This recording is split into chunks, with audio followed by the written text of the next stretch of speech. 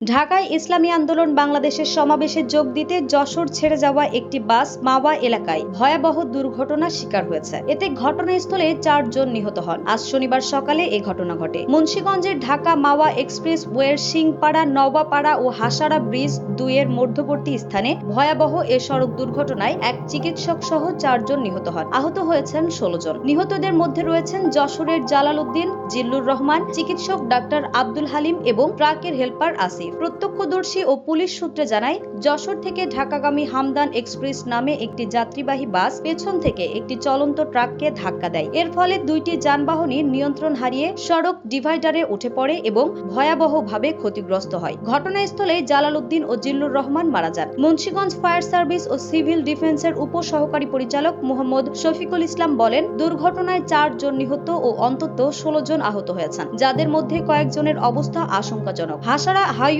থানার ওসি আব্দুল কাদের জিলানী জানান, দুর্ঘটনায় জড়িত বাস ও ট্রাক আটক করা হয়েছে, তবে দুর্ঘটনার পরপরই চালক পালিয়ে গেছে। ঘটনাটি তদন্ত করে আইনগত ব্যবস্থা নেওয়া হচ্ছে। নিউজ ডেস্ক, দৈনিক রানার।